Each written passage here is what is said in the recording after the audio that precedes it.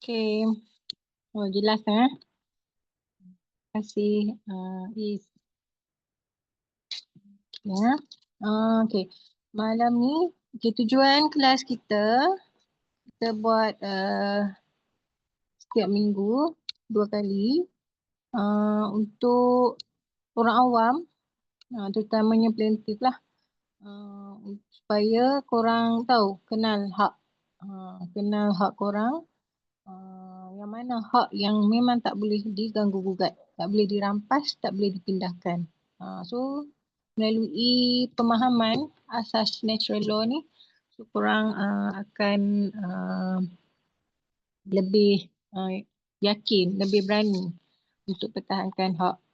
Okey, hari ini topik kita topik yang ke-6, berkenaan dengan amanah dan fitrah dalam perlembagaan. Amanah ni prinsip undang amanah, prinsip law of trust.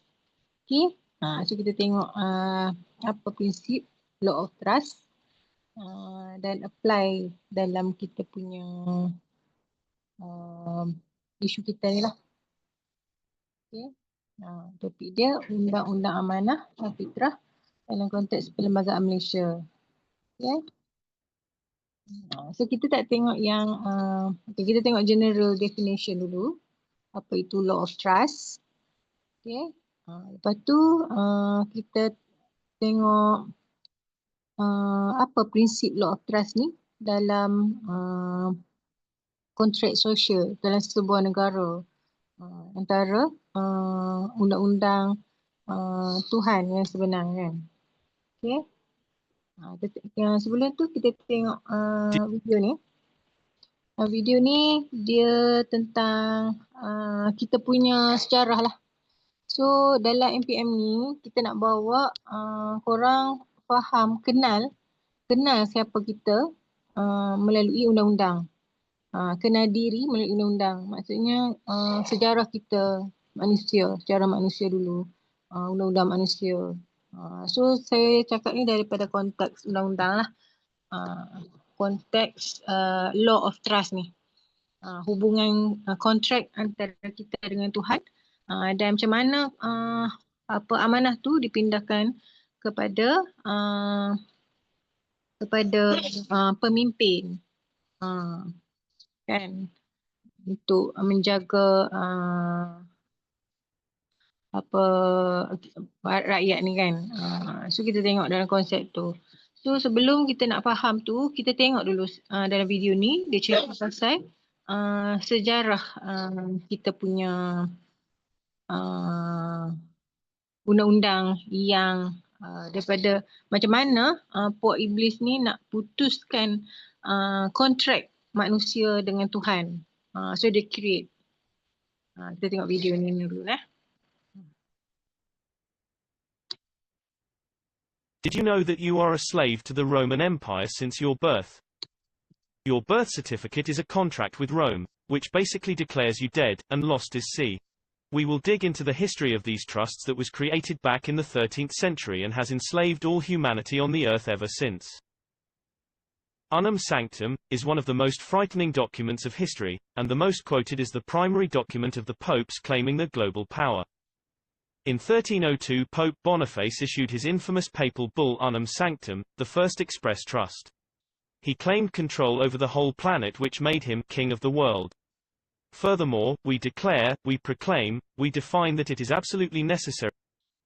Okay, nampak tak? Dia mula dengan Unum Sanctum kan. So trust tu dia daripada pergi kepada Pope Boniface kan. So dia declare semua bawah Roman punya ni. So trust tu pergi kepada kepada Pope kan. For salvation that every human creature be subject to the Roman Pontiff. Unum Sanctum, His Holiness Pope Boniface VIII, November 18, 1302.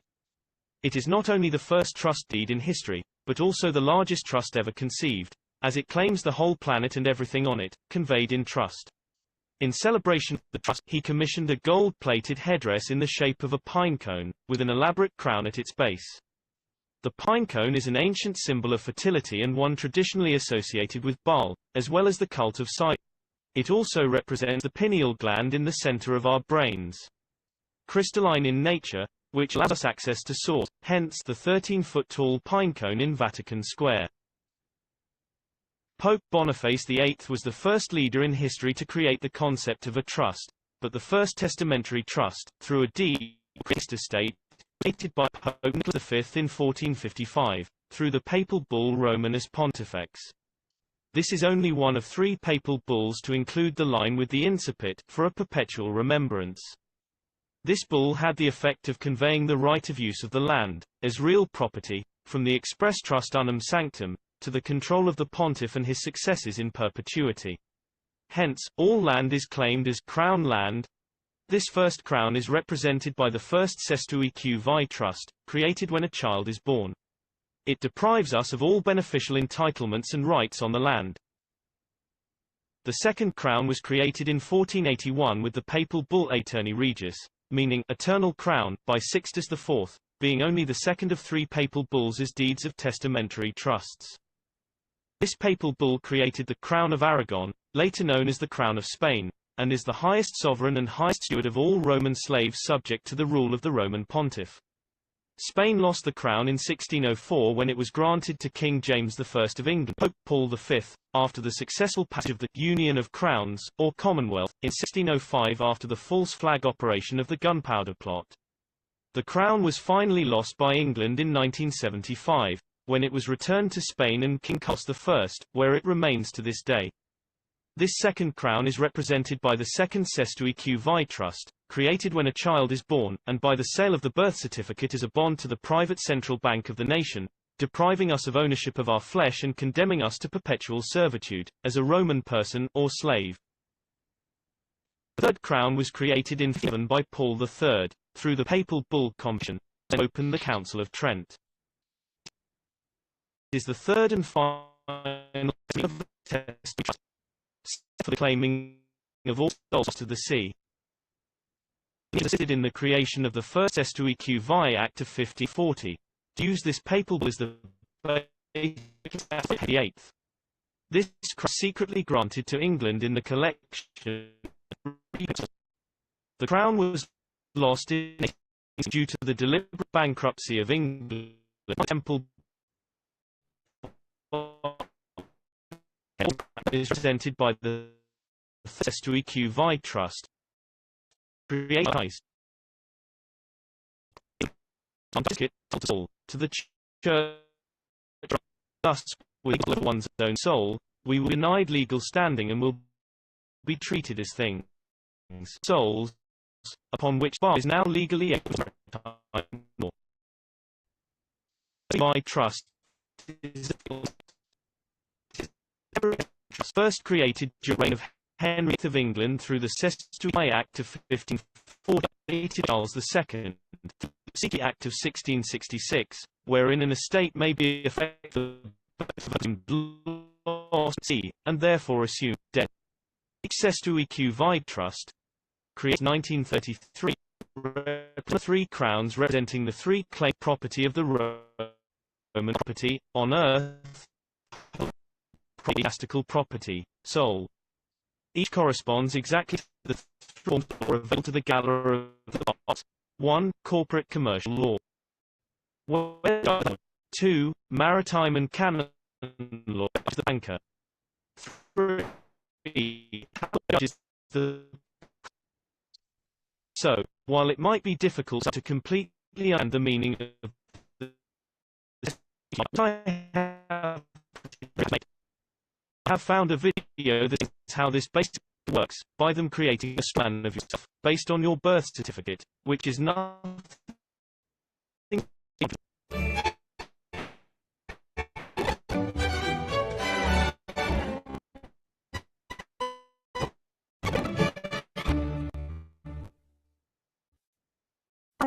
Loves you. It even wants to find and costs easy. How? Well, you need to meet your straw man. He was born the same day you were. He looks like you, has the same house. You never knew he existed. You'll have paid his parking tickets or taxes. Worst part, he's been dead from day one. Every birth certificate, elite personality, or legal fiction is created in the same name to confuse the old you into thinking it's you. So there is a human you and a paper you, or as it's commonly known, a straw man. When it seems like government officials, court clerks, or the police are speaking English, they aren't. They're speaking news designed to make written contracts without including them, all starting from Black's Law Dictionary. For example, when the police say, you say, under our authority. Daisy, you just with them. You clever. You know that you're handing over to the person you register with. That's right. Whenever you register something with the gun, they assume it belongs to them. Registered your car? Super. Now. Okay.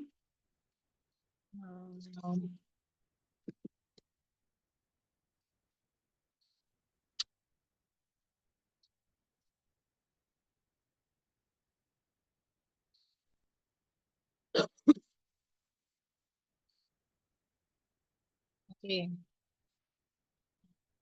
Nampak tadi video tadi kita kena kenal lah kita ni asal kita kan macam mana kontrak apa manusia dengan Tuhan tu dia kena hack lah kan kena hack dia buat satu trust baru status TQ tu kan so dia jadikan kita sebagai hamba perhambaan slavery kan semua kita ni once dah lahir-lahir kan lahir-lahir kena ada birth certificate so kita dah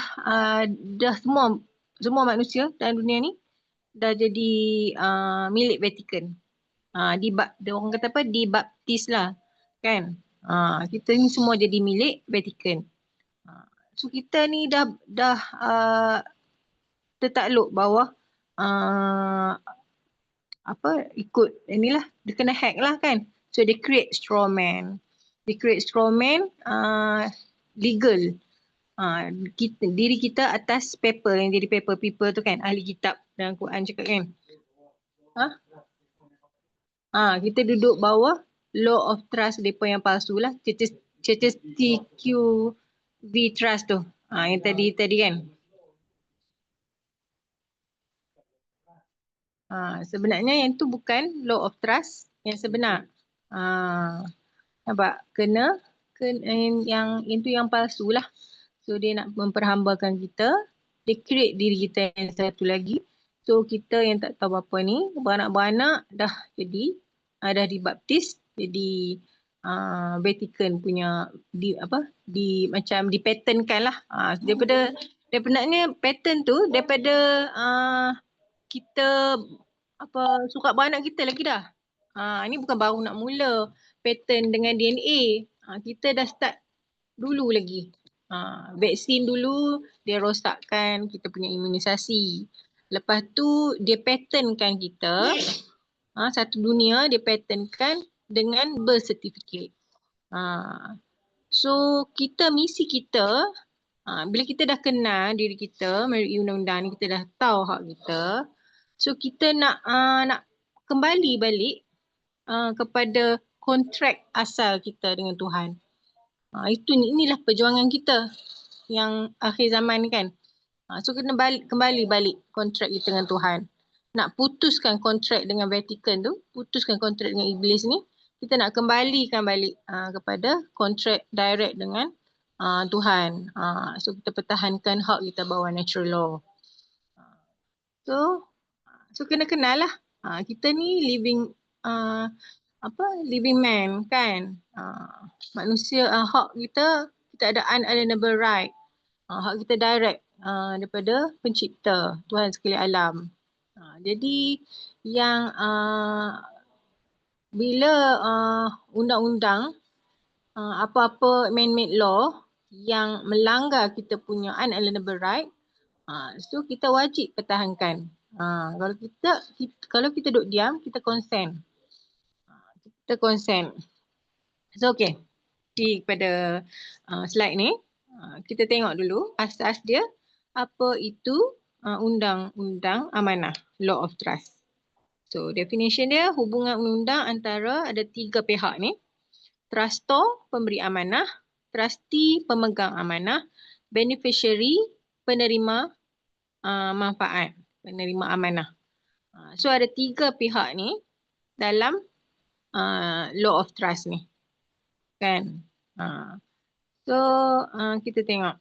Ini konsep law of trust lah dalam undang-undang, dalam akta apa dah, akta law of trust. Dia memang ada 3 konsep ni. Pemberi amanah, pemegang amanah dan penerima amanah. Okay. Lepas tu kita tengok ciri-ciri dia. Amanah, apa itu amanah? Amanah mesti dilaksanakan dengan setia, fiduciary duty. Tak boleh berlaku pengkhianatan, penyelewangan ataupun salah guna kuasa. Tujuan amanah untuk menjaga kepentingan inilah penerima amanah ni, beneficiary, dengan adil. Okey, lepas tu kita tengok pula law of trust dalam kontrak dengan Tuhan kan. So siapa trustor? Trustor adalah Tuhan sekalian alam. Pencipta, creator, nature's God. Yang memberi hak kita direct. Kan? So trustee ni siapa? Trustee ni adalah pemimpin lah. Kerajaan, institusi, pemegang amanah. So beneficiary, rakyat, manusia, seluruh ciptaan Tuhan, makhluk-makhluk lain kan kat dunia ni adalah amanah, keadilan, bukan asasi, bumi, maruah, undang-undang fitrah. Ini semua beneficiary. Okey, lepas tu kita tengok Islam dan fitrah sebagai asas perlembagaan Malaysia. So kita tengok dalam perkara 3 kurungan 1 perlembagaan, Islam tu adalah agama bagi persekutuan. Okey. Kalau sebelum ni kita tak faham Islam tu apa, jadi kita ingat Islam yang adalah agama persekutuan tu tak bagi kesan apa-apa lah. Sebab kita ingat benda ni simbol je. So asas macam apa, benda-benda ritual, benda-benda yang Islam tu adalah kita nampak dari segi ritual je. Sebenarnya Islam tu adalah merujuk kepada surah 30 ayat 30. Iaitu tak boleh ada sebarang perubahan pada ciptaan dia. Jadi tak boleh ubah fitrah lah. Maksudnya Islam adalah agama fitrah. Jadi bila dia kata perkara 3 satu perlembagaan Islam ada agama persekutuan, maknanya perlembagaan ke morality semua asas kepada moral dan falsafah perlembagaan kena merujuk kepada perkara 31 ni. So maknanya fitrah, perlembagaan kita kena rujuk kepada fitrah. Tak boleh langgar fitrah. Jadi strong tak perlembagaan kita. Jadi dah siap-siap dah. Dia ada lock dekat situ kan. So kita balik-balik kita kena kenal apa tu Islam. So dah dalam perlembagaan pun dah terang nyata mengatakan Islam tu adalah cara agama yang tertinggi dalam perlembagaan. Kan surah Ar-Rum ayat 30. Fitrah Allah yang menciptakan manusia menurut fitrah itu. Tidak ada perubahan pada ciptaan Allah. So fitrah tu maksudnya identiti semula jadi manusia. So dia tak boleh diubah, tak boleh dimanipulasi oleh undang-undang buatan manusia ni. Okay. Dia peraturan ke undang-undang yang manusia buat untuk kawal manusia boleh dipatuh selagi dia tak langgar fitrah. Tak langgar yang perkara 31 dan perkara 41. kan, yang tak langgar perlembagaan dan perkara-perkara berkaitan hak asasi, perkara fitrah. Jadi bolehlah ikut. Tapi kalau melanggar, tak boleh. Dah unconstitutional. Okay. Lepas tu kita tengok sumpah setia jawatan sebagai ikatan amanah dalam perlembagaan. So dalam perlembagaan ada perkara 43.6. So dia Perdana Menteri dan ahli parlimen mereka ada sumpah kena masa dia dilantik tu dia kena angkat sumpah untuk sumpah setia untuk menjaga rahsia yang termaktub dalam jadual ke-6. So jadual ke-6 ni kata apa? Lafaz sumpah dia antaranya bahawa saya akan memelihara, melindungi dan mempertahankan perlembagaan. So kalau dia tak pertahankan perlembagaan, jadi apa? Maksudnya dia breach of trust lah. Kan? Dia dah langgar amanah dia untuk menjaga perlembagaan rakyat Malaysia. Kan? Sumpah ni adalah komitmen fiduciary kepada rakyat dan amanah Tuhan daripada Tuhan pencipta sekalian alam. So pelanggarannya adalah satu bentuk breach of trust. Bukan sekadar salah tak berdaya politik je. Besar. Sebab kita punya perlembagaan ada masukkan bila masukkan Islam sebagai agama persekutuan. Jadi tafsiran dia maknanya kena berkenaan hak-hak di bawah perlembagaan tu mesti tak boleh kena jaga amanah lah. Amanah, kena jaga perlembagaan, tak boleh unconstitutional. Okay.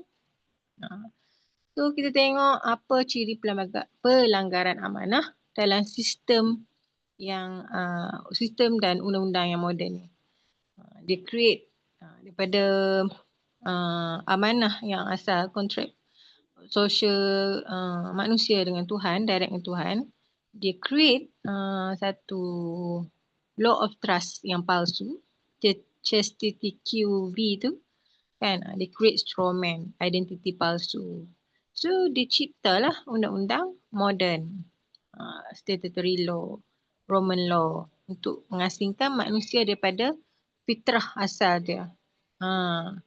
Kan, dia create nama bin sekian-sekian dalam birth certificate. Itu nama dalam dalam corporation, Malaysia Corporation. Kita ni jadi corpse, mayat, strawman kan. Bukannya tu bukan diri kita, dia create yang satu lagi.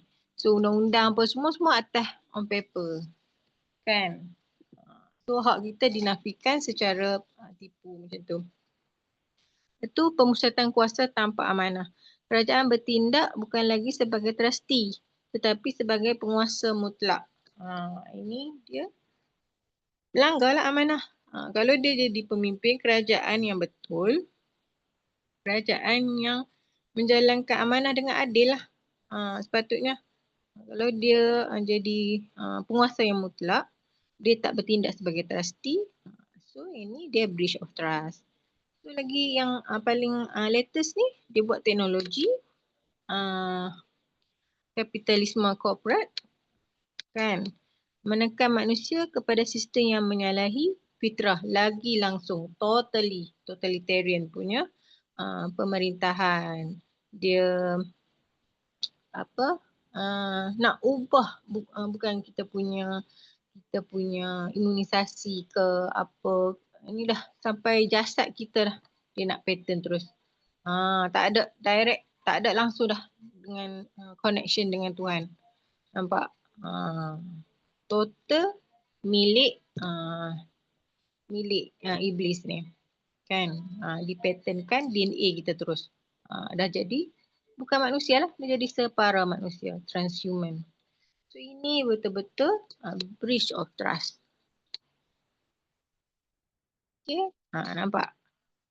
So bila dia buat Great Reset, Dia reset semua. Reset manusia, reset sistem, reset undang-undang, reset ekonomi, reset sistem kewangan, semua dia reset.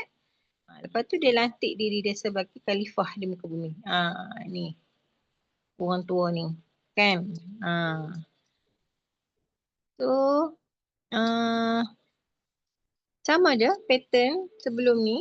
Nabi Adam dengan hasutan syaitan.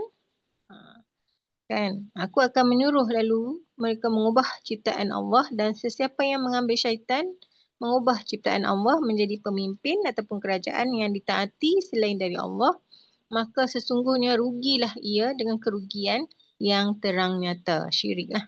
Mereka itu tempat akhirnya ialah neraka Jahannam. So sama juga, walaupun kita dalam hati bantah, kan, tak mau, tak suka pemerintahan zalim lah apa semua, tapi as long as we don't resist, kita dikira support the system. Your silence is your consent. Sebab dalam undang-undang dia macam tu. Kalau duduk diam tak buat apa-apa, walaupun tak suka dengan pemerintahan zalim, dengan sistem yang zalim, dalam undang-undang kita tak ada bukti. Sebab kita tak ada bukti, dalam undang-undang dikira kita consent dengan sistem tu. Jadi kalau kena apa-apa, tak boleh salahkan siapa-siapa lah. Salahkan diri sendiri. Setan dia tak salah. Dia buat kerja dia. So orang yang kita yang diuji tak buat apa-apa. Jadi kalau kena kesaliman apa, jangan salahkan Tuhan, jangan salahkan siapa-siapa. Salahkan diri sendiri. Sebab tak buat tindakan apa-apa. Okay. So gerakan kita untuk mengembalikan din al-fitrah yang sebenar. So kita nak pulih balik kontrak amanah yang asal antara manusia dan pencipta, Tuhan sekalian alam. Yang hak-hak kita direct pada Tuhan tu, kita nak kembali balik kontrak sosial kita dengan Tuhan.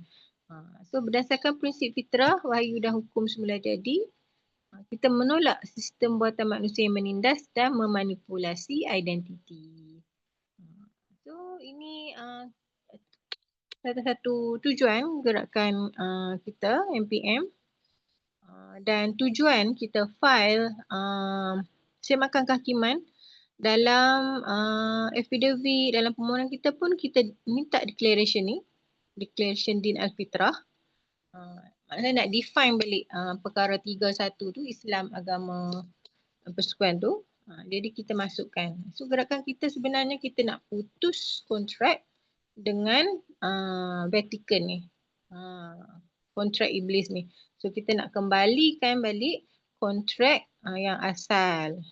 Kontrak amanah yang asal dengan direct dengan Tuhan. Sebab tu kita kumpul bukti, strategi MPM kumpul bukti daripada tahun 2021 sampailah masuk step 6 untuk kita declare. Sebab tu kita minta perisytiharan. Kita declare yang kontrak kita nak declare lah. Kalau ikut dengan gerakan Din Fitrah ni, dalam tu kita declare kita kontrak yang asal tu, kontrak direct dengan Tuhan. Jadi kontrak dengan iblis secara tak langsung, bila kita dapat buktikan perkara 46 tadi kan, perlembagaan berkenaan sumpah setia jawatan, badan korporat, eksekutif dan kehakiman telah melanggar sumpah setia jawatan untuk jaga perlembagaan. So mereka dah breach of trust. Kita tak claim lagi, kita tak buat tuduhan apa, tapi kita dah daripada apa yang kita susun record bukti, circumstantial evidence kita daripada tahun 2021 sampailah dapat keputusan Mahkamah Tinggi pada Mac yang lalu. Jadi kita lengkaplah bukti secara record on paper, hitam putih, bukti yang dimasukkan dalam mahkamah mengatakan 3 badan ni dah breach of trust, dah langgar law of trust kan, sebagai pemimpin kita, sebagai trustee kita. kan. So next step ketujuh, sebab tu kita buat step ketujuh, ini kita nak reclaim balik. Kita nak buat apa, pemutusan yang hak dengan batil tu. Nak pilih pemilihan kerajaan yang transhuman, yang nak membangunkan perlembagaan AI ni, ataupun kita nak perlembagaan kita yang sedia ada yang asal ni, yang mengangkat Islam sebagai agama fitrah. Sebab tu kita buat report polis step 7. Jadi apa yang kita buat ni bukan main-main. Dia bukan saja kat dunia, dekat akhirat juga kita kumpul bukti. Faham tak? Bukan sia-sia. Kita buat ni memang sebab kita nak reclaim balik kontrak amanah, kontrak law of trust yang kena hack dulu kan. Kita kenal diri kita balik yang dulu asal kita yang dipatentkan atas birth certificate tu. Kan kita jadi hamba Vatican, semua manusia jadi hamba Vatican. Jadi kita nak bebaskan, kita nak dapatkan kemerdekaan diri kita, kemerdekaan tanah kita, kemerdekaan negara kita. So bukan yang benda yang susah pun, boleh pergi buat report polis saja untuk rekod bukti, pelanggaran amanah ni. So bila kita dapat rekod pengakuan secara terbuka ni, PM kita dia langgar perkara 46 Sumpah Setia Jawatan tu kan. So secara terbuka dia langgar perlembagaan, nak ubah tu dahsyat kan, secara terbuka di umum. So cepat-cepat kita rekodkan dalam report polis. Dia bukan isu kita file case dekat Semak Kehakiman untuk menang, kalah ke apa. Ni sebab isu ni lah, isu law of trust. Kita dapat rekodkan 3 badan ni dah langgar amanah, breach of trust, law of trust.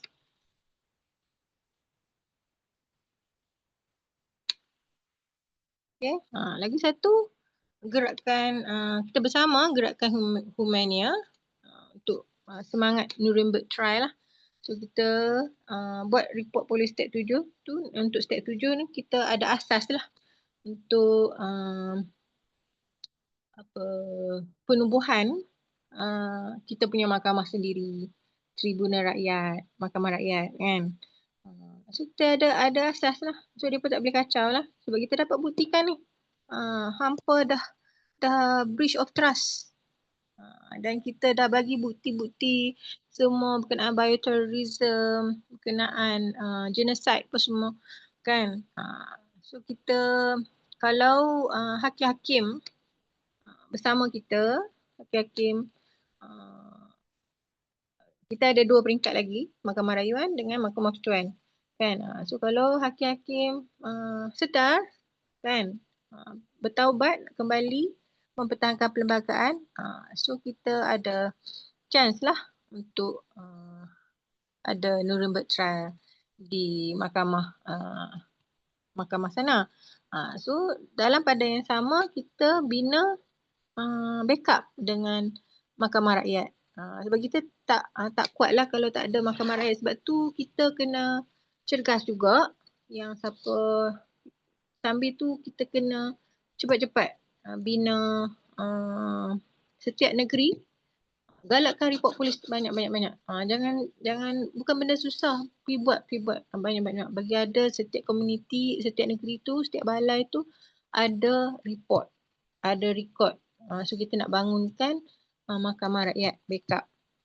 Kalau sikit, kalau kita menang on paper pun tapi kita tak ada komuniti, maknanya kita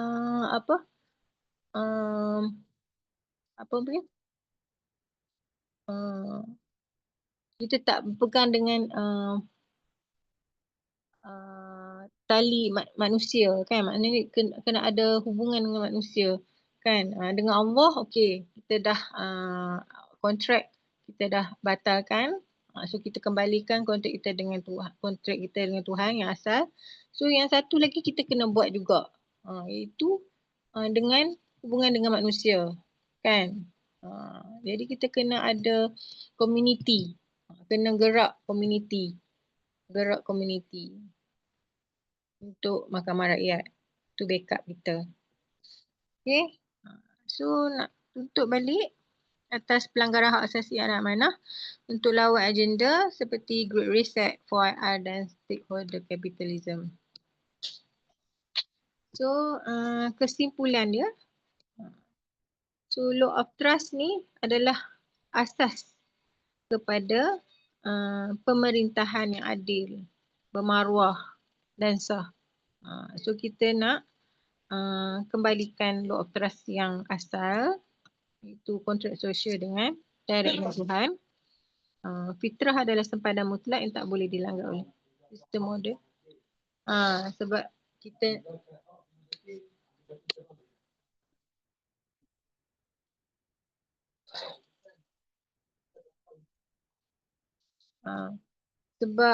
kita gerakan kita ni, kita nak macam mana kita nak pisahkan yang hak dan batil. Sebab tu kita masukkan prinsip Law of Trust ni dalam kita punya gerakan, daripada kita punya permohonan.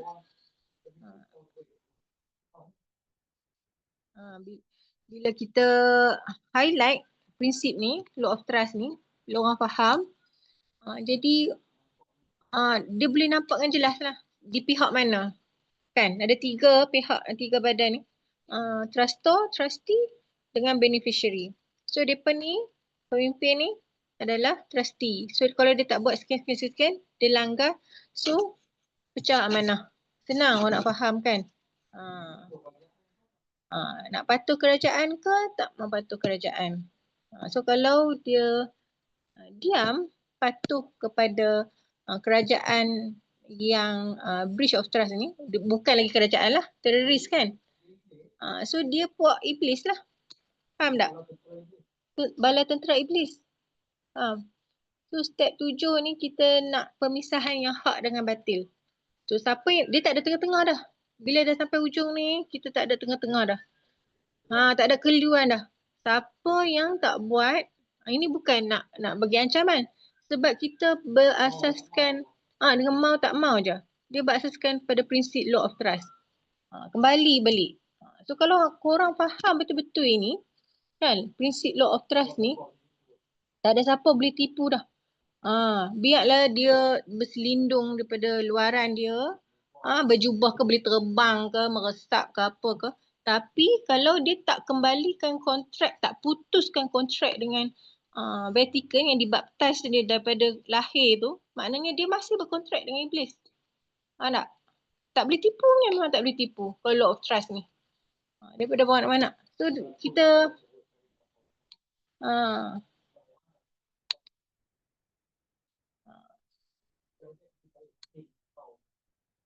so bila kita tahu ni, kita Muhammad, betul awal dalam Quran so cari Muhammad kan. Kena cari Muhammad siapa, mana tugas kita setiap manusia ni, so beranak-beranak kena cari siapa Muhammad kan. So Muhammad yang sebenar adalah orang yang arif, yang amat arif, hakim. Dia kenal lah undang-undang ni, prinsip Law of Trust ni. Dia kenal hak dengan batil, dia boleh pisahkan hak dengan batil tu. So bila kita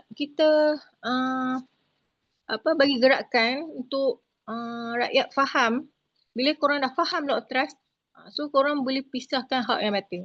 Itulah Muhammad yang sebenar. Baru boleh jadi Muhammad sebenar.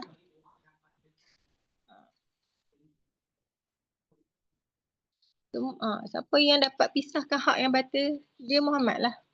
Kan? Jadi bila faham, gerak. Boleh pisah. Yang mana yang patuh kontrak sosial iblis ke, patuh kontrak sosial dengan direct dengan Tuhan ni. Kan? Kalau dia tak putuskan lagi kontrak dengan iblis, maknanya dia bawah Vatican, bawah dia slavery lah, dia bawah masih bawah trust yang tipu tu kan, dia tak putus lagi. Selagi dia tak putus, sebab tu dalam Quran ada ayat kata Allah kata semua masuk neraka. Sebab asal-asal kita lahir-lahir pun dah kita dipatternkan dah. Semua asal-asal. Jadi tugas kita banyak-banyak kita kena berjuang cari Muhammad yang kenal ni kan, pemutusan kontrak dengan iblis ni. Muhammad adalah yang tahu macam mana nak putuskan kontrak dengan iblis ni. Jadi bila faham, kita tak akan tertipu lah dengan luaran manusia kan. Dia hebat macam mana pun, ataupun kita tengok luaran nampak macam tak hebat, selekeh je ni. Betul ke kan? Tapi as long as dia boleh putuskan kontrak dengan iblis, dengan Vatican ni, jadi kita kena support orang-orang yang Muhammad ni.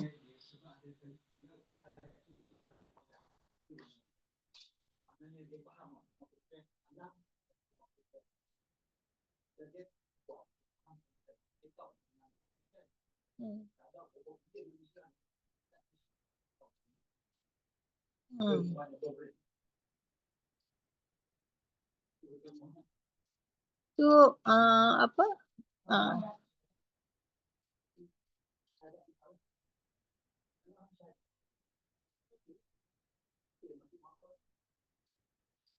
So Tuan Lawyer komen kan, maksud Muhammad yang sebenar dia tahu macam mana nak putuskan kontrak dengan iblis. Maknanya dia tahu baca kontrak Tuhan daripada Quran, dan tahu baca kontrak undang-undang yang man-made law. Macam mana nak putus? Macam mana nak tahu kat mana yang kena putuskan. Jadi tujuan kita bina Mahkamah Rakyat ni pun adalah untuk fungsi sistem Muhammad lah. Faham tak? Siapa yang tak patuh pada sistem kehakiman Mahkamah Rakyat, maknanya dia masih tak putus kontrak lah. Dia tak syahadat lagi. So dia akan sebab dia beranak-beranak dah kena pattern dengan Vatican. Jadi dia tak dapat beza lah. Macam cakap lah kan. Dia tak dapat beza yang mana satu fitrah, yang mana satu yang palsu. Maknanya dia tak dapat beza hak dengan batil lah tu kan. Memang tak dapat beza lah sebab dia tak patuh pada sistem yang dia ingat dia patuh undang-undang jahat, ataupun dia duduk diam, dia rasa dia baik, dia alim kan. Padahal dia keturunan bala tentera iblis. Sebab dia tak kenal. Dia buat baik banyak mana pun, bersedekah banyak mana pun, dia tak tahu benda tu dia sedekah kat siapa, dia sedekah kepada geng yang tentera iblis. Jadi macam mana Allah yang akan merosakkan manusia balik? Dia tak sedar. Sebab tu kita bina Mahkamah Rakyat untuk bina sistem Muhammad lah kan, fungsi Muhammad. Muhammad tu bukan orang lah, maksudnya fungsi sistem kehakiman, fungsi sistem dia hakim kan, fungsi dia hakim. Jadi bila kita bina mahkamah, sistem kehakiman, maknanya fungsi Muhammad tu kita letak pada sistem. Patuh pada sistem, karakter dia adalah takwa, adil kan. Jadi dia adalah sistem keadilan. So untuk peringkat last ni, step 7 ni, kita kena work out betul-betul lah. Atau untuk setiap komuniti ni betul-betul bangunkan sistem, sebab kita nak putus dengan kontrak dengan iblis kan. Kita bangunkan bangunkan sistem Muhammad ni. Kalau kita tak betul-betul buat all out yang ni, kita masih belum syahadat lah. Kita belum lengkap, tak putus kontrak dengan iblis lagi. So pertolongan Allah tak sampai. Kita duk ria-ria bila lah nak sampai pertolongan, bila memang tak akan sampai. Energi tu bila kita tak pisahkan kan. Kalau kita faham dari segi energi, circle kita tak pisahkan energi, kita duduk circle yang betul. Memang pada tak duduk pada circle Muhammad, fungsi Muhammad, sistem kehakiman ni, kita memang tak ada pertolongan Allah lah. Itu janji kemenangan yang Allah janjikan. So penubuhan, pembangunan Mahkamah Rakyat ni untuk kita reform balik moral dan undang-undang, supaya manusia boleh kembalilah kan, boleh syahadat tu dalam bahasa Arab lah kan. Dalam bahasa yang kita faham ni, syahadat dalam masuk kontrak, bersyahadat, bersaksi kan, bersaksi mana masuk kontrak dengan Tuhan balik kan. Belum ni kita Vatican, bawa Vatican. Nampak tak? Kena kenal balik siapa kita dulu. Kita ni dah di-pattern kan. Bukan pattern ni baru nak start, nak pattern DNA. Tak, dia buat lama dah. Berulang balik lah. Berapa sikit apa yang ke berapa tu. Law of trust yang palsu. Kan. Dulu dia buat birth certificate.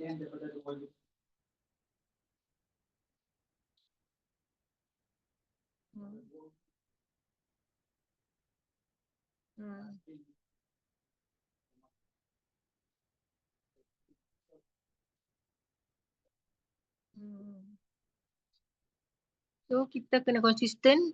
Kat Malaysia kita buat dulu. Tu nanti insya-Allah Allah akan bagi pertolongan. Dekat negara lain pun akan follow. Ada bersyahadat, maksudnya bersaksi juga untuk sistem kehakiman bentuk macam ni. Bersaksi dengan Muhammad maksudnya bersaksi dengan sistem kehakiman Mahkamah Rakyat ni. Kembali balik kepada kontrak sosial dengan Tuhan, direct dengan Tuhan. Semua ni dia bukan apa, perbezaan ungkapan je, bahasa Arab dengan bahasa Melayu, bahasa Inggeris. Natural law. Bahasa Inggeris apa benda kan? Macam law ni. Ni apa bahasa Inggeris ni apa kafir punya. Kan ada sebut pula, ada setengah yang tak faham kan.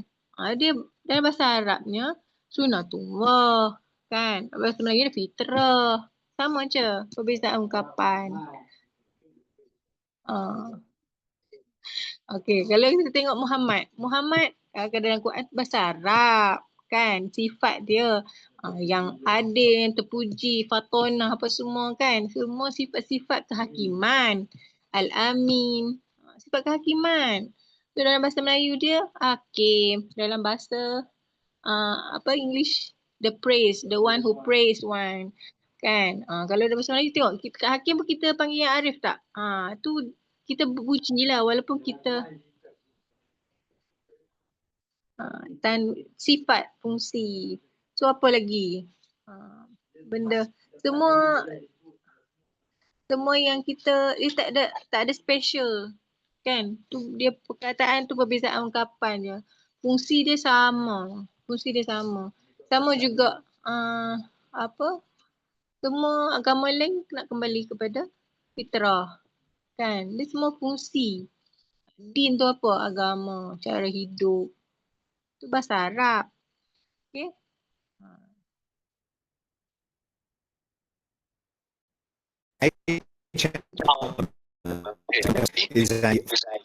Okay, ni video pasal tersilap terduduk belakang pula. Video ni pasal nak menceritakan kerajaan ni adalah satu corporation. Cuba tengok video ni. Macam mana kita bila kita di bawah corporation ni. Kan kita tengok ni. Ford company listed on Dun & Bradstreet. It's a fact. They are just private corporation with equal standing to McDonald's, Tesco, Asda, or any other private limited company or corporation.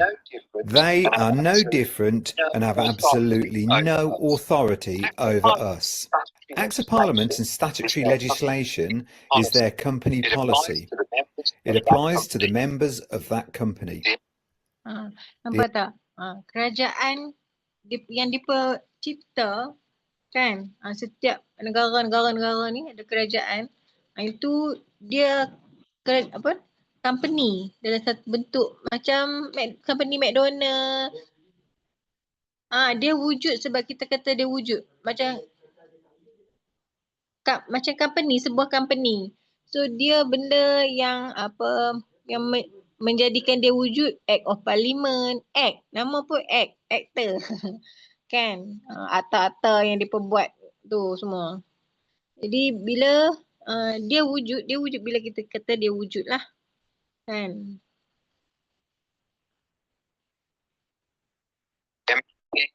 MPs, police, judges, NHS, etc. Anyone classed as a public servant. It does not just magically apply to living men and women. 67 million people in Britain did not sign a formal agreement consenting to be governed by other men and women calling themselves the government. Nothing, and I mean nothing, that comes from the government is applicable to any living man or woman unless you consent to it by way of a legally binding contract. It's really simple. No contract equals no obligation. These public servants are operating under the presumption that if physically in the UK, their acts apply to you and give them jurisdiction over you. It's a presumption. And the fact is, there will never be any material evidence for it because there's no evidence. A presumption is a legal challenge. Would you adhere to the McDonald's company policy even though you don't work there? No. Would you take orders from the members of your local church just because you live in the parish? No. Would you allow them to tell you what you can and can't do? No. Why are men and women taking orders from a bunch of criminals pretending to be government? Not even through a formal source, a letter, something pretending to be a contract even would be more plausible when they're stripping you of your rights. But then people questioned it when they saw it in black and white on their doorstep. Maybe they want to read the small print. Why is anyone afraid of these clowns? Time to learn your rights and ensure that our police constables are acting under their oath. The oath they took to protect us, not the McCall. Okay, dia corporation je, kan. So sebab dia semua orang macam itulah juga duit ke apa kan. Sebab kita percaya semua yang tu adalah berharga, jadi benda tu jadi bernilai. Macam itulah juga kita percaya, kita terima satu badan corporation ni yang mengawal kita ni. So kita patuhlah, takut semua apa yang dia cakap, kita patuh tanpa question kan, tanpa bantah. So sebenarnya dia tak ada jurisdiction pun dekat kita kalau kita sedar kita punya hak ni kan.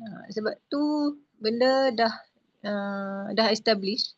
So cara kita nak counter, sebab tu MPM buat strategi, kumpul bukti kan. Kumpul circumstantial evidence tu daripada tahun 2021. Lepas tu buat report semua apa yang jadi, kita buat report, kita record. Kita bukan claim tuduh saja.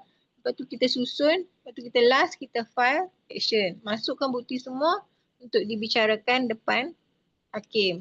So kita ikut betul-betul dia punya undang-undang ni apa, kita ikut kan. Ada peraturan-peraturan company, peraturan-peraturan corporation ni, Malaysia Corporation ni kita ikut. semua kan. Syarat-syarat company McDonald ni kita ikut kan.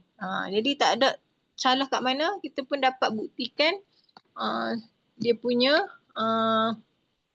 ketua jabatan dia, ketua company dia ni dah langgar undang-undang depa sendiri kan. Dah jadi teroris. So kita dapat buktikan ikut hitam putih. So kita bebas daripada tak ada jurisdiction atas kita. Sebab tu kita boleh transfer bebanan pembuktian tu atas pihak yang buat undang-undang. Faham tak? So siapa yang tak ada ikut hitam putih tu berbuih lah. Dia nak cari bukti sendiri kan. Macam mana? Dia pandai berhujah pun okey. Bila masuk court depa kan macam mana? Hakim tak terima. Dia nak akan tengok elemen-elemen yang kita depan dia je, kes-kes yang dihadap depan dia. Kalau kes pasal anak kena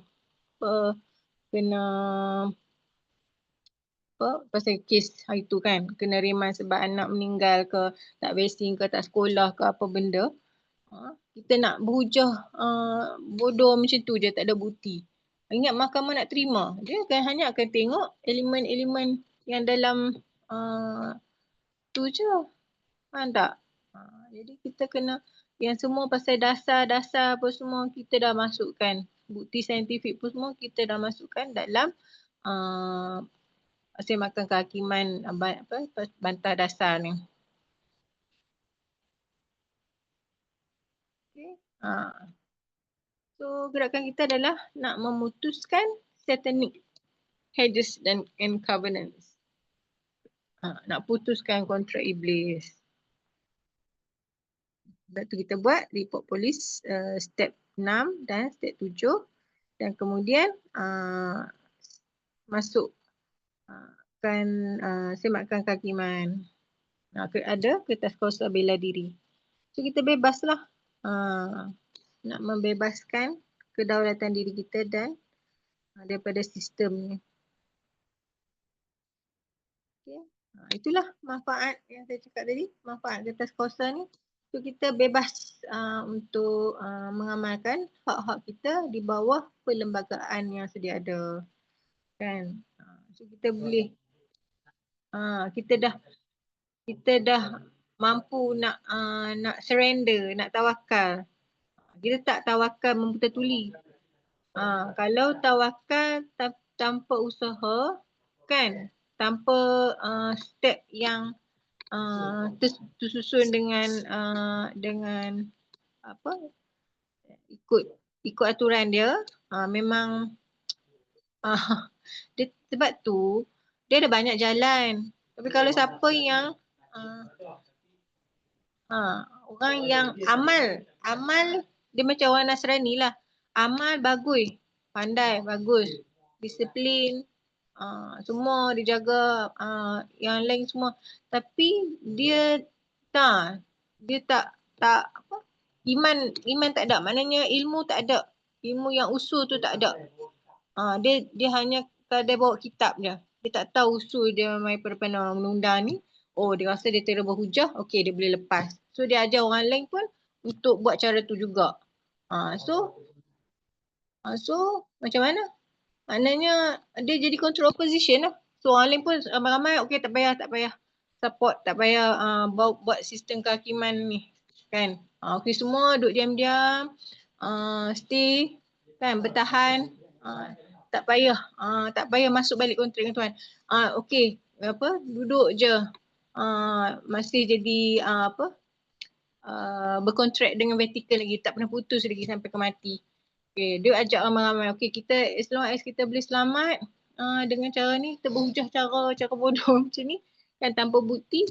Okay, kita tak payah nak rugi diri sendiri buat semakan kehakiman. So rugilah kan, amatlah rugilah kan. Kat dunia pun dia tak sempat ada bukti, dekat akhirat pun dia tak sempat ada bukti. Dia hanya rasa je dia beriman. Rasa je betul. Bahaya kan. Okay.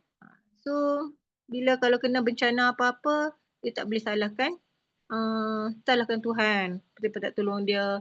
Tak boleh salahkan iblis puak syaitan ni. Marah puak syaitan ni. Mereka buat kerja mereka.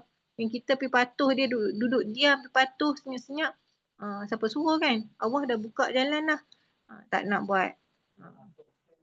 Allah dah atur step dah.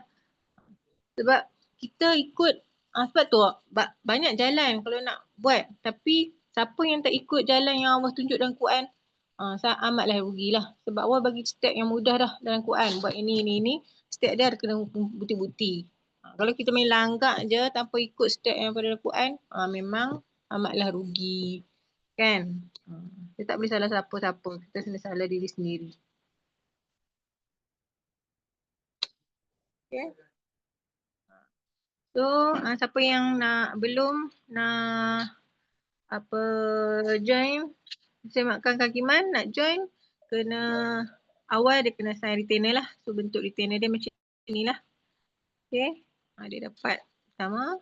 Retainer maksudnya perjanjian antara firma dan anak guam. So, ini tak ada apa-apa. Just nak nyatakan apa yang kita buat. So, pihak mana terma perkhidmatan. Lepas tu ini part yang term 18 dengan 19 ni untuk mutualism. Gerakan sesama plaintiff. So korang boleh saling support melalui sistem yang ni. Sistem pengenalan kertas kuasa pengenalan kuasa kepada pihak ketiga. Ini dapat support korang lah kan. Tak ada korang nak survive sorang-sorang. Jadi cara ni kita usaha sama dengan plaintiff. Plaintiff boleh ada gerakan. Boleh sama-sama. Setiap plaintiff dia ada akaun dia sendiri. Kalau dia bekerjasama dengan tim JV, so dia akan layak yang inilah untuk closer ni. Kalau dia tak bekerjasama, setiap akaun dia ada link dah. So setiap dia refer tu dia boleh dibayar balik kos tetap sebanyak RM100 untuk setiap plaintiff lah. So kalau dia nak yang closer yang ini, maknanya dia kena bekerjasama dengan tim JV. Okay. Itu saja untuk kelas untuk malam ni. Saya buka kalau ada apa-apa nak tanya, soalan.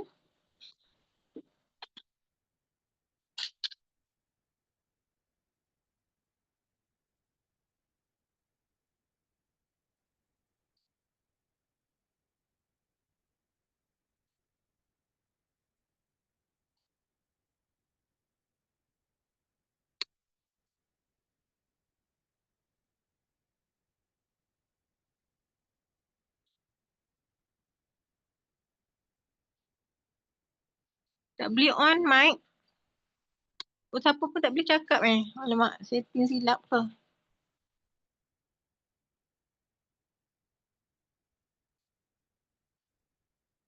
Silap set ke? Oh, sorry.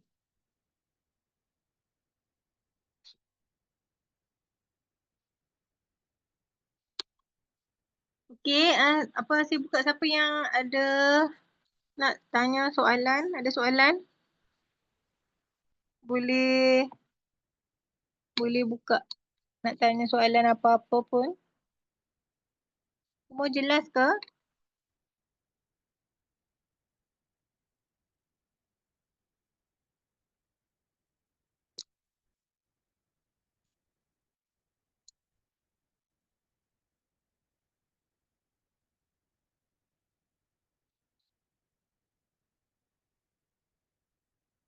Boleh buka mic tak? Tengok siapa nak cakap. Siapa yang nak tanya?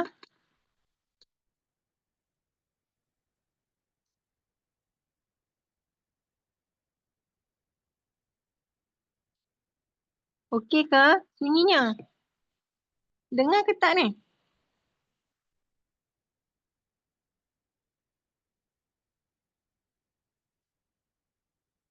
Dengar Puan. Oh. Tadi boleh buka mic tak? Tadi tak boleh buka mic. Ya ke? Ya Allah, saya silap ingat kot. Kalau unmute tu memang semua orang tak boleh buka Ya. Oh, sorry. Ada soalan tak? Okey ke?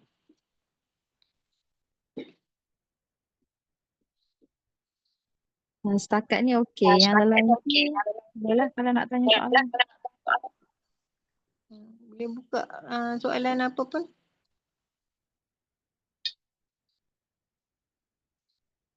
Tak ada soalan. Okey.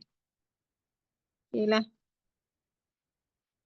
Ada yang nak tanya pasal semakan kehakiman ke? Yang tak jelas? Boleh tanya.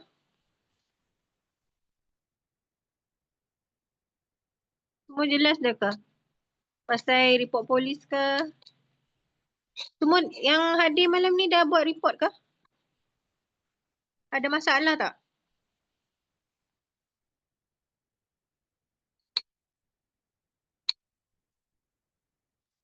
Ada lagi yang belum buat report tu. Ya. Sudah. Alhamdulillah Ejan. Boleh sharing tak? Ejan. Report polis tek 6 ke 7? Boleh buka mic.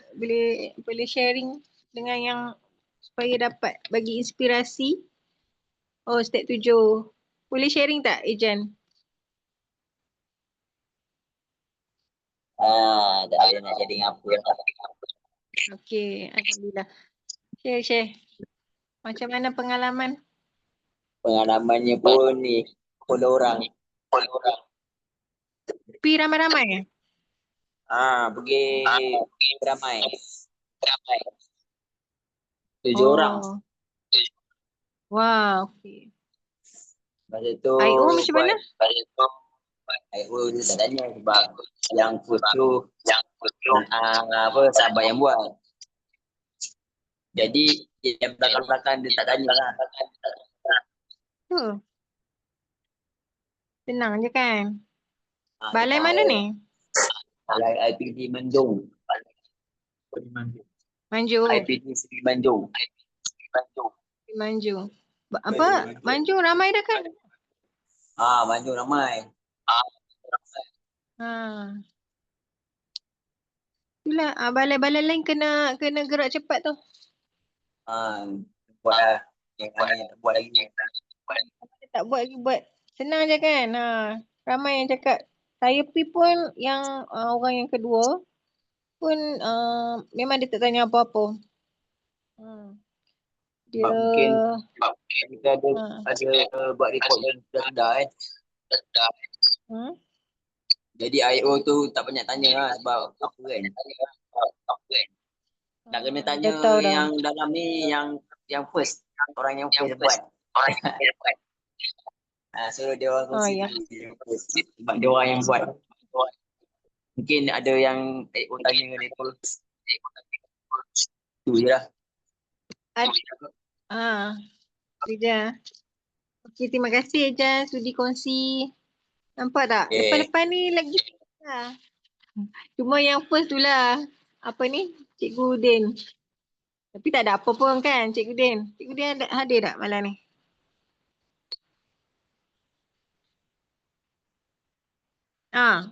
Cikgu Udin.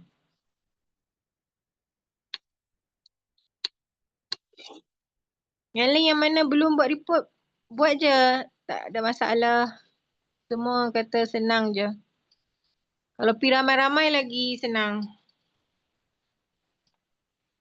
Record je.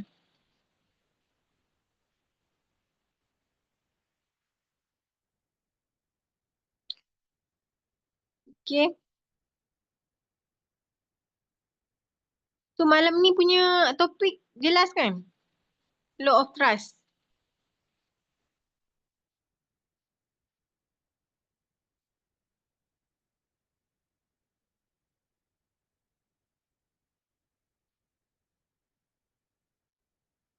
Sebelum ni kita dah belajar nak tanya kontrak dengan iblis saya kurang jelas sebab tak dapat fokus tadi. Mufti tahu tak berkaitan? Mufti tahu tak berkaitan kontrak ni? Bagaimana dengan saudara mara kita yang dah meninggal tu?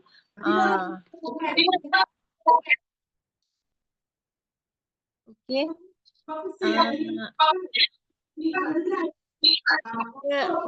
dia contract. Itulah saya tunjuk tengok video tadi, sempat tak tengok? Kita kena tahulah kita punya asal, kena kenal lah. Ni kena saya cakap bukan dari segi ritual lah, bukan dari segi agama yang ritual. Saya cerita dari segi tauhid. Tauhid je, maknanya undang-undang, kontrak. Kontrak dengan iblis tu maksudnya kita tengok balik yang law of trust, CTQ yang Roman buat tu, dia create law of trust yang palsu. Dia baptizekan semua manusia kita daripada sejak lahir, semua kena baptize jadi milik Vatikan. Semua tanah, semua manusia lahir-lahir semua dibaptize kepada Roman Vatican melalui birth certificate kita. Kita dah asal kita tu, projek depa vaksin ke kita, rosakkan imunisasi kita. Lepas tu dia baptizekan kita, patentkan kita dengan sijil lahir. So sebab tu dia ada sebab lah kenapa kita nak kena, ibu-ibu ni nak kena lahir dekat hospital tu. Lahir dekat doktor. Dia ada term-term, semua ni benda Roman ni dia ada term-term tu yang apa dia?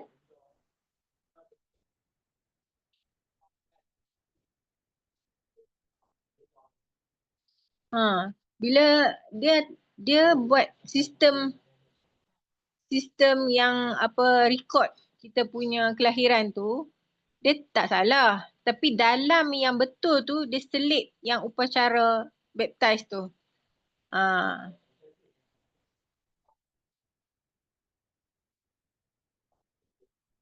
Faham tak? Bukan maksud kata kita ada suap beranak, so lepas ni anak yang lahir tak payah ada suap beranak tak. Sistem tu dia punya alat tu, yang tu tak salah. Nak record kan, tak salah. Tapi bila dia buat upacara yang dalam selit, yang betul tu dah ada salah dia tu, ada yang syiriknya tu, yang langgar fitrah, nak ubah kita punya fitrah tu, dia selit yang dah betul tu dalam sebab kita tahu setiap kerajaan dia nak memudahkan, dia ada record sistem kelahiran. Benda tu tak salah. Tapi bila dah awal-awal tu ada upacara yang baptize Vatikan ni, so semua manusia yang ada sijil kelahiran ni dipatentkan melalui birth certificate. Maknanya kita dah jadi hamba pada kontrak iblis. Mufti-mufti dia tak tahu sebab dia tak tahu usul al-fiqh dia. Undang-undang yang common law apa semua dia tak tahu menyeluruh. Tak tahulah, yang kalau tahu mesti dia fight dah kan. Sebab dekat dalam Al-Azhar ke memang tak tahu kan. Yang hanya orang yang tahu undang-undang je boleh tahu apa tu kontrak yang betul tu. Tu pun bukan semua pengamal undang-undang tahu. Ada yang tak tahu. Hakim sendiri tak tahu dia tu siapa. Dia tu datang daripada mana. Sistem apa. Jadi bukan semualah pengamal undang-undang yang faham kontrak ni. Faham tak? So soalan puan tadi, mufti-mufti tahu tak? Of course lah tak tahu. Kalau tahu mesti dia fight. Kan? Sebab dia tak tahu undang-undang ni. Asal dia tak kenal diri melalui undang-undang. Dia tak kenal manusia asal ni daripada mana. Macam mana tu hasilnya perhambaan ni. Dia bukan teka-teki puan. Dia memang sebab tu dalam ayat Quran ada semua masuk neraka. Asal dia. Faham tak? So nak kembali tu, sebab tu akhir zaman dia kena soal balik ayat tu. Kenapa Allah kata semua masuk neraka? Sebab ni lah. Bila kita semak, kaji balik siapa diri kita dulu, dipatternkan. Jadi kita asal-asal dah memang berkontrak dengan iblis dah. Jadi kita jumpa lah jawapan dia. So sekarang bila kita dah kenal dah siapa kita dulu kan. So kita nak kembali balik kontrak dengan Tuhan. Faham tak? Sama juga macam sistem yang dia nak buat ni. Kan? Macam CBDC, AI, alat tu tools. Benda tu tak salah. Tapi bila dia selit, masukkan vaksin, syarat vaksin, ataupun tools AI ni digunakan kepada pemegang amanah yang salah pada kerajaan. Kalau kat manusia yang rakyat pegang sistem ni tak salah. Sebab dia tak merosakkan. Yang bagi rosak, yang kawal, yang ubah fitrah apa semua ni adalah pemimpin yang jahat ni. Tak? Dia nak hapuskan manusia, dia nak ubah fitrah manusia jadi transhuman. So dia guna tools ni. Benda tu yang benda tu tak salah, tapi perbuatan yang cara dia buat untuk ubah fitrah, langgar fitrah tu yang jadi syirik. Tak? Sama juga kita zaman dulu, birth certificate tu tak salah, tapi bila dia selit upacara untuk baptize pada Vatican semua ni, itu jadi salah. Semua dipatternkan. Sekarang ni dia nak pattern DNA pula. So gerakan ni adalah untuk batalkan kontrak ni. Kita tak mau dipatternkan lagi dengan, bukan setakat dipatternkan, diubah terus. Kita dah tak jadi manusia. Dah tak ada direct dengan Tuhan dah. So tanya balik lah. Bila kita baca Quran kita tanya balik. Bukan yang kita nak berteka-teki, ini tak ada teka-teki. Dia boleh check.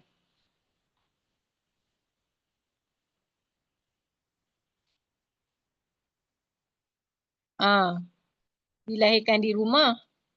Sekarang teruskan perjuangan Puan Munirah untuk batalkan kontrak dengan iblis. Sebab kita masih banyak step ni untuk lengkapkan untuk pemutusan kontrak dengan iblis. Lagi kita tak tertubuhnya Mahkamah Rakyat, sistem Muhammad ni, sistem kehakiman ni, kita masih belum berjaya lengkapkan pemutusan kontrak ni. Okay, teruskan perjuangan kawan-kawan semua. Kita berjuang untuk memutuskan kontrak dengan iblis. Lengkapkan step-step tu sebab syarat-syarat yang disusun, peguam susun ni dia ikut apa yang dalam Quran. So surah Al-Fatihah lah. Setiap satu step satu surah ayat satu apa? Surah Al-Fatihah. 7 step adalah 7 ayat daripada surah Al-Fatihah. So peguam dah susun step MPM ni daripada step 1 tu, daripada dia ambil daripada surah Al-Fatihah. So step 1 ayat yang pertama adalah step 1. Ayat kedua, step kedua MPM. Ayat ketiga surah Al-Fatihah, step ketiga MPM. Ayat keempat, surah keempat. Boleh rujuk surah Al-Fatihah ayat keempat. Sampai ada 7 ayat ni. Ayat yang akhir sekali tu untuk pembukaan lah. Kan? Untuk lengkap sistem Muhammad. Okay. Betul. Sistem dapat diubah jika pemimpin tertinggi kita balik kepada Islam. Kita bukan nak lawan, nak ubah sistem mereka. Kita parallel. Maknanya kita kita bina sistem kehakiman kita sendiri. Kita bukan nak tawan mereka, kita nak gulingkan mereka ke. Tak. Ini bukan untuk lawan kerajaan, nak gulingkan kerajaan, tak. Tapi kita nak bina parallel. Maknanya kita bina mahkamah kita, tribunal. Benda yang ikut undang-undang juga. So dalam akta tak salah untuk bina tribunal rakyat. So ini bukan gerakan untuk yang tak ikut undang-undang lah. Kan? So kita bukan ubah sistem, kita bangunkan balik sistem yang rosak ni, yang kena hack ni.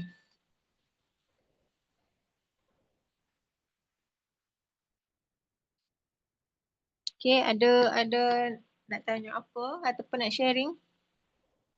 Clear tak Puan Zamimi?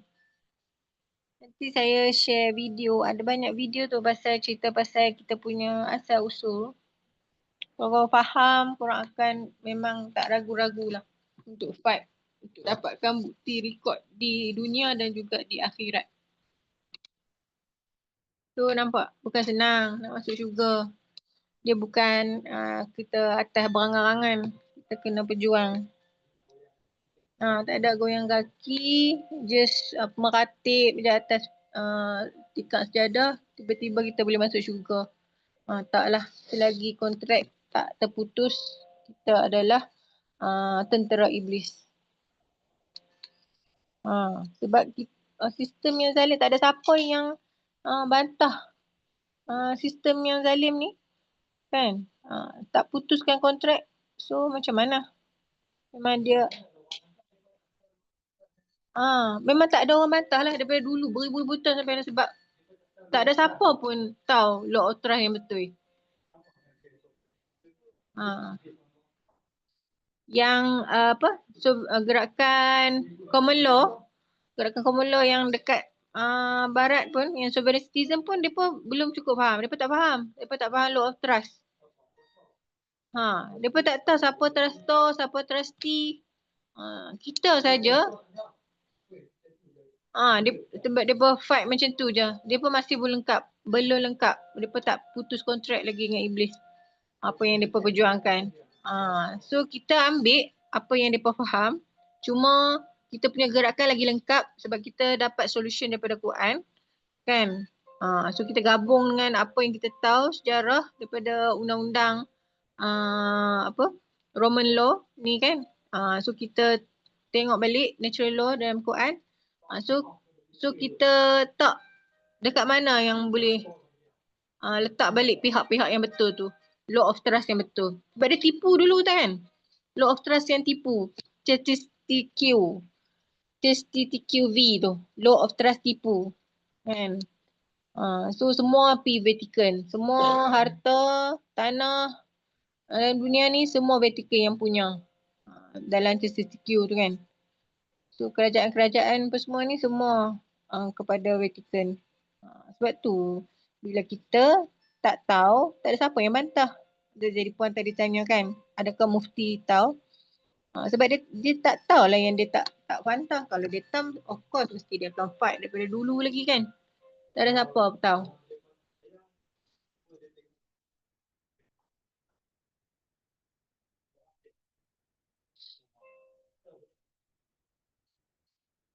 So kalau korang tengok, pernah tak sebelum ni mana-mana ustaz ataupun mufti ataupun siapa yang pernah cerita pasal law of trust dengan Tuhan ni, yang tak Allah sebagai trustor dan kerajaan adalah trustee dan kita adalah beneficiary.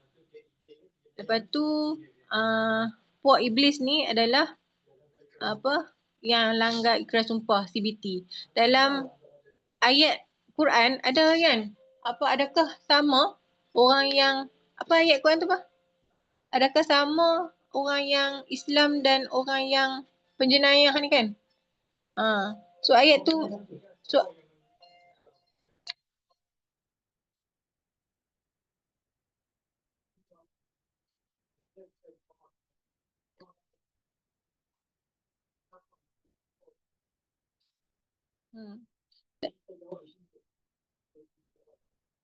dalam ayat Quran banyak yang Allah tanya siapakah yang memiliki pemilik semua ni. Banyak, korang baca Quran, korang tengok balik. Allah tanya banyak kali.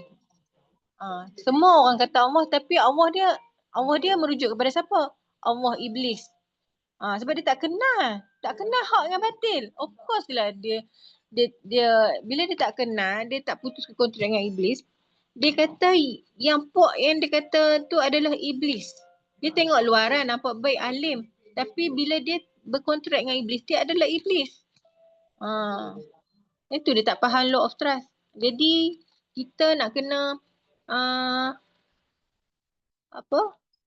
bila kita kena jelas siapa trustor, siapa trustee dan siapa beneficiary. Sebelum kita mati, kita dah kenal watak-watak ni. So kita kena bersedia dengan bukti-bukti. Sebab bukan bicara dekat dunia je, dekat akhirat pun kita kena bicara. Faham tak?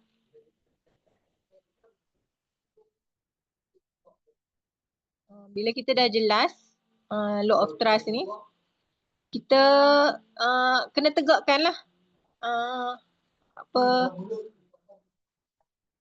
barulah syahadah tu lengkap kan. Aku bersaksi, bukan mulut saja bersaksi, maknanya saksi dengan perbuatan sekali. Faham tak? Baru jadi Muhammad yang betul. Bersaksi, bersyahadah dengan betul. Bersaksi, bila dia bersaksi tu maksud ikat kontrak balik. Bersaksi. Faham tak?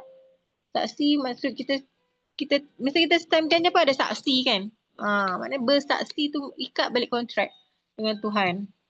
Bagi syahadah yang jadi betul lah. Lengkap. Okay. Tu saja kot. Ada lagi ke yang tak jelas?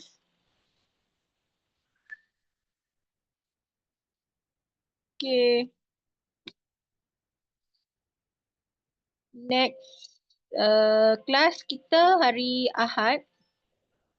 Topik ke-7. So kalau tak ada apa-apa malam ni, biasa kita sekarang ni pun dah pukul berapa? Dekat pukul 9 dah kan? So kita tangguhkan kelas kita malam ni. Kita jumpa lagi next kelas hari Ahad. So terima kasih banyak-banyak yang sudi dengar kelas malam ni. Dan kita akhiri kita punya kelas ni dengan tasbih kifarah dan surah wal-as. Okay.